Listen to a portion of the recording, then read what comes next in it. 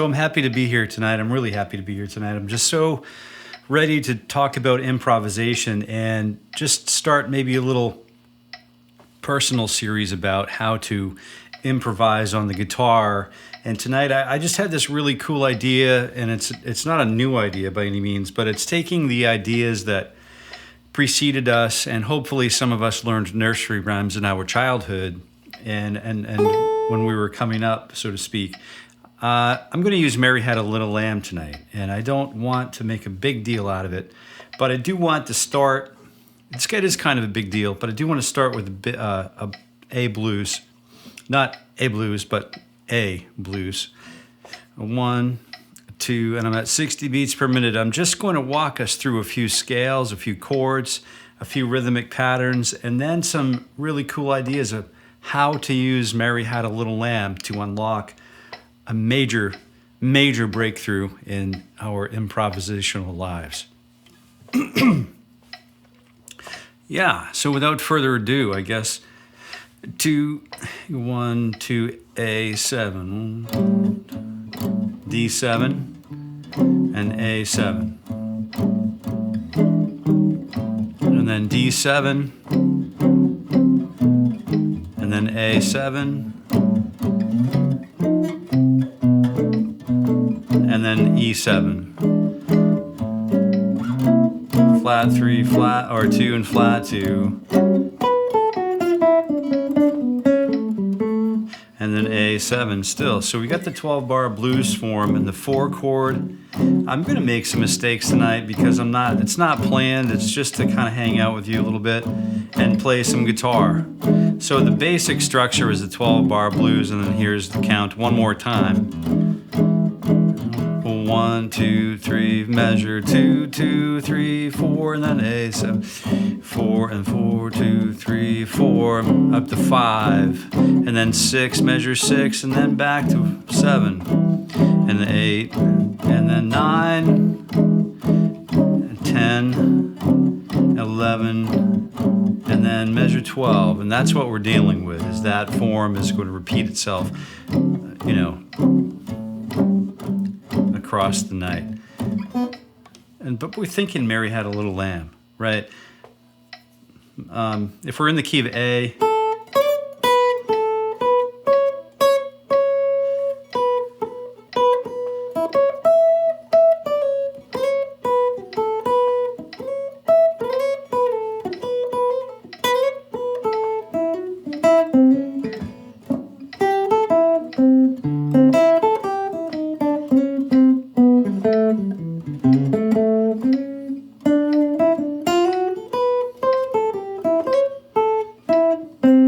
she had a little lamb.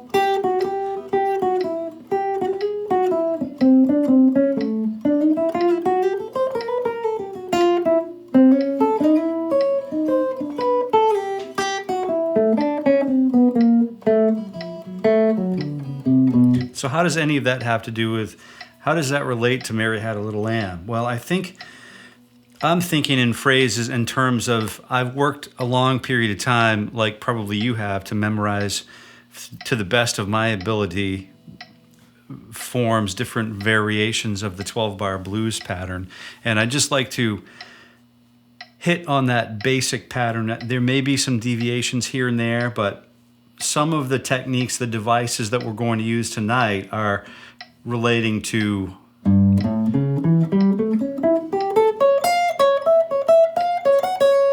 harmonic patterns that are like, in this case, what is that, A7? So we have the flat 7, 1, the 3, and then the 5. The flat 7, 1, the 3, and then the 5, flat 7, 1, and then 3 and 5. We could use minor third and slide up into the 3 if we want, but that's up to you.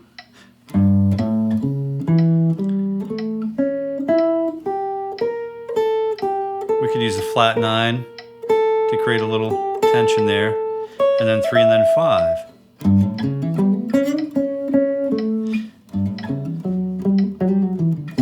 It doesn't have to be blazing fast. It could be, though. It's a lot of fun to play it blazing fast. So we have that nice A7 arpeggio. So that's also something that we could do is in that same position is play the 4-chord arpeggio, which is the 3, the 5, the flat 7, and the 1 of the D7 chord, right? So the 3, F sharp, A, C, and then D. So we have that really nice.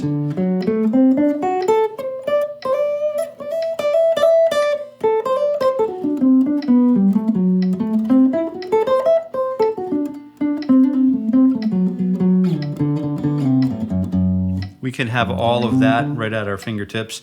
The E7 arpeggio could also be here. The E7 we could play up here. We could also play G sharp, E. So that's 3, 5, flat 7, 3, 5, 3, 3, 5. There it is. 3, 5, flat 7, and then we have the 1.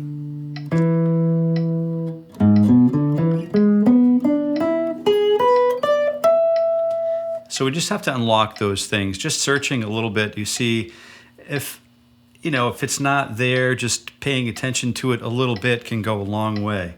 So E, 3, 5, flat 7, and then so that pattern is going to be two whole steps and then a minor third. 2 whole steps and then a minor third. 2 whole steps and then a minor third. All right, so we have that really cool. It's really important to be able to play it backwards though.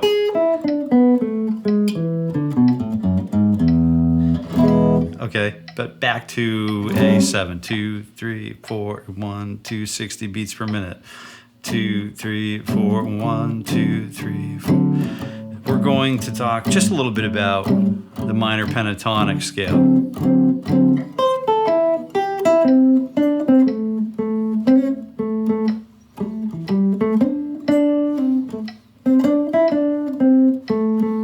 That's all we really need to do.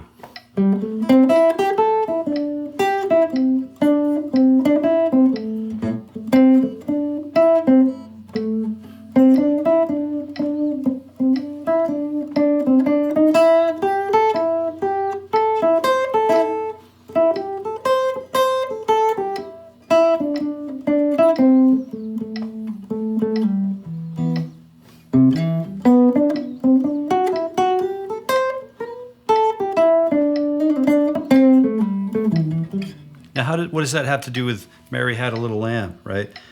So I'm thinking, Mary had a little lamb, da-da-da-bum-bum. Rhythmically, that's my mantra. That's our mantra. We're really thinking in terms of phrasing. That's really what we're borrowing from Mary Had a Little Lamb.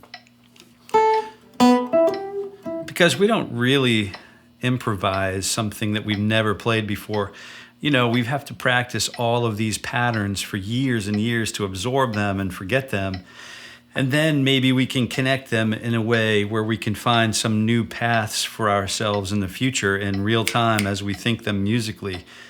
Wouldn't that be exciting? Yes, it would. But for now, what we're going to do is just stick with the clicks being on 2 and 4. 1, 2, 1, 2, 4, 1, and 3, 4, 1, 2, 3, 4, 1. The trick is we have to keep that bass pattern in our minds. The 4 chord, back up to the 1 chord. And then the 5 chord happens here, back to the 1. And then back to the 5, and then Mary had a little lamb. Please.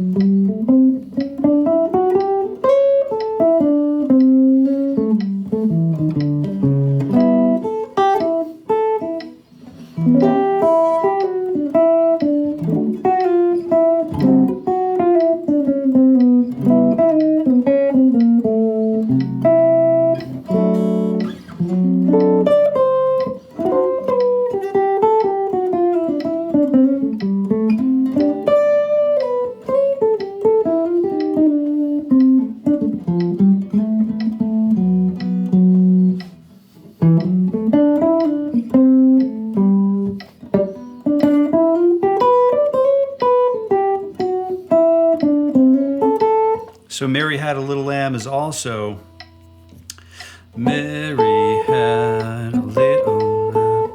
Just repeating. Just see what we can do with two notes.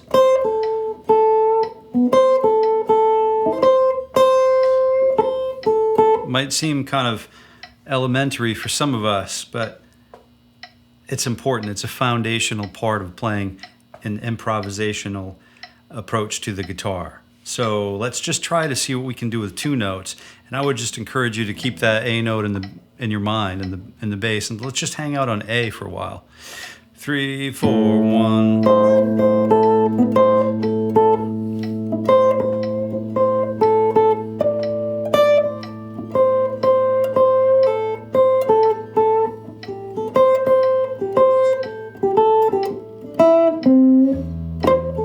But you hear what's going on, and then when you feel like you want to play the D chord, you could also play the D minor pentatonic.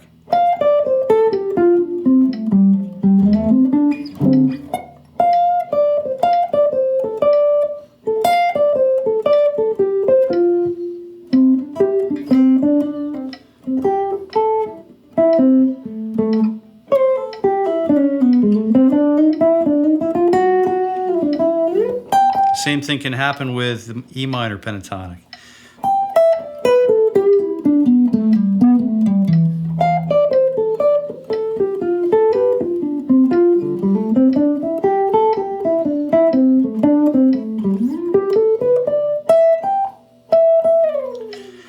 Also, you could use a combination scale, which is something, it's just one simple step away from where we're at right now.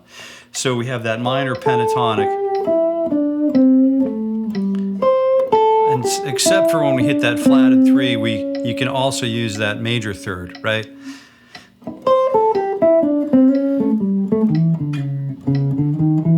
And that flatted 5th or sharp 4, you know. And you could use the flatted 7, the major 7. You can use all kinds of 2s and flatted 3s, and then 3s and 4s, and then 5s, 6, flat 7, 1. You can use all kinds of tones that are outside of the minor pentatonic. You can even start from outside of the scale altogether by playing that minor pentatonic scale down a half step. But how you resolve it is what matters, right? So how do you lead back into the goal tone of A?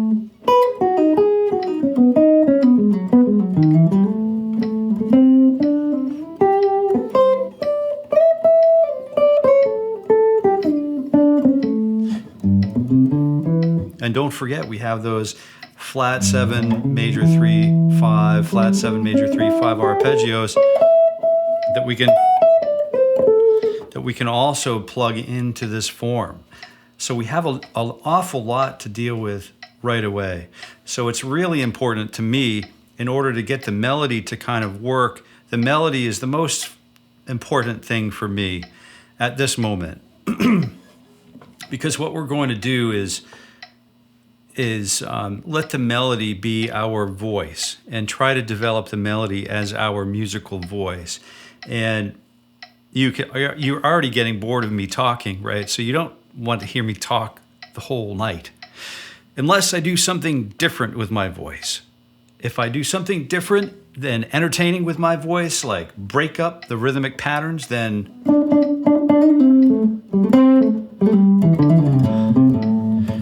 that makes sense, right? That's something that you can almost deal with. But let's take a look at reinitiating. Let's get some rhythm going again.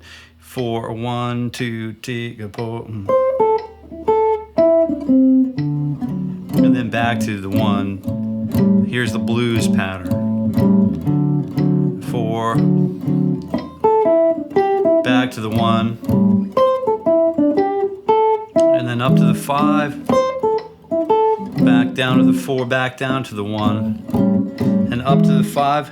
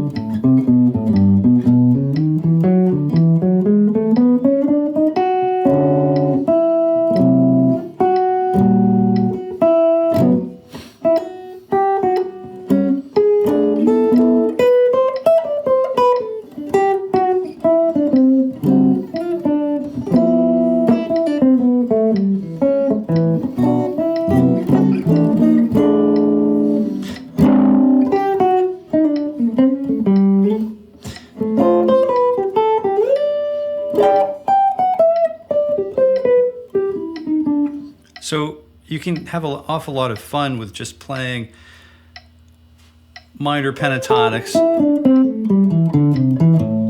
using Mary Had a Little Lamb.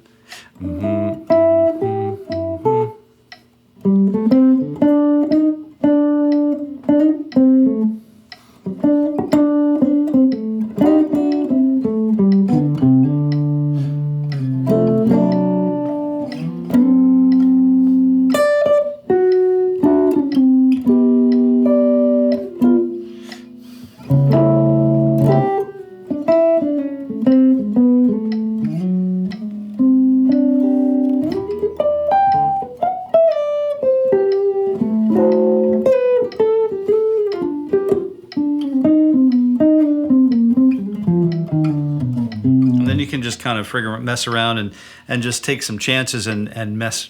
I'd say your own time. If you're practicing, you may as well make those concessions with yourself so that you can, grow to learn new places and new sequences and new places to go. Like that just gives me an idea. Like if we open up that space, what if we use the spaces in between harmonic, diatonicism, or the gravitational forces? What if we're just out there in like atonal, whole step land? What are we doing then, right? Do we have a chord that would work for that? We sure do. The A7 with the augmented chord, right? With the sharp 5 or the raised 5th, augmented with the plus in it, as Ted Green would use. So we have that just.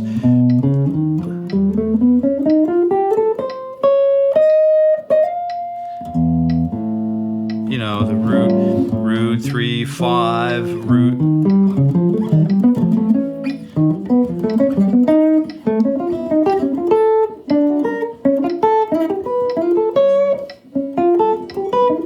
It's a really challenging thing to comprehend. But every note is one whole step away from the other notes in the scale, right? So that's another thing that we can talk about a little later on, the diminished scale. That's all kind of fun stuff, but... And then the inverted diminished scale.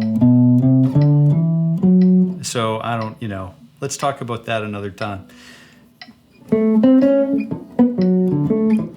Oh yeah. Don't forget Mary Had a Little Lamb. That's a really important part of what's going on here in our lives. And then we can branch off into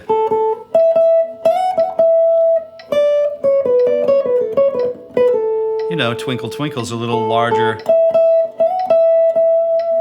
or whatever, ABCs. All of these songs are in there, but those intervals are with us. So what happens if we played blues using Twinkle Twinkle instead of like Mary Had a Little Lamb? 2, 3, go.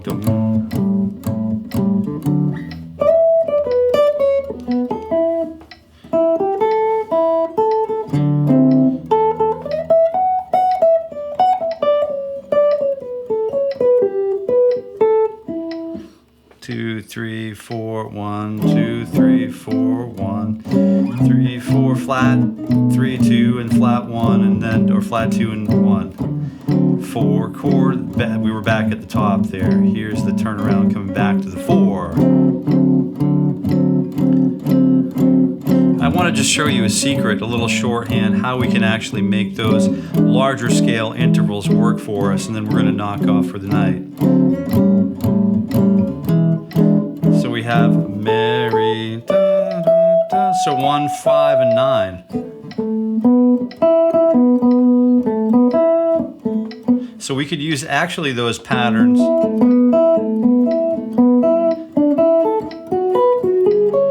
right, on contiguous strings. We don't need to use the 1 and then the 5 and then the 9. We could, or the 6.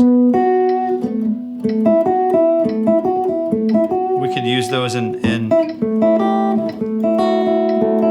different areas of the guitar. We could revoice those.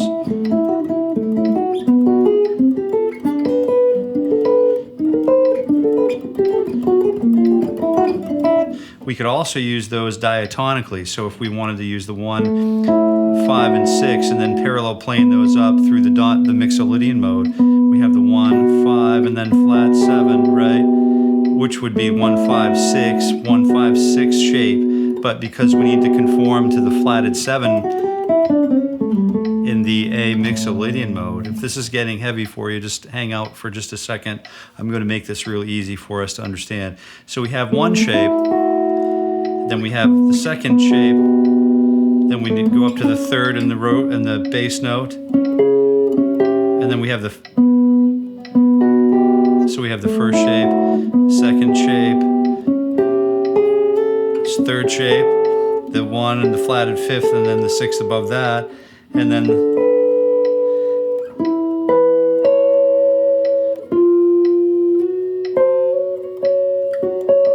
I think we're back almost to where we came from.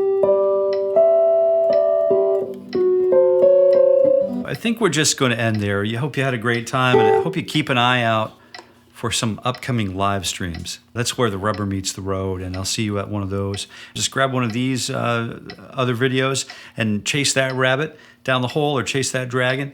And until next time, happy picking. Yeah. Oh yeah.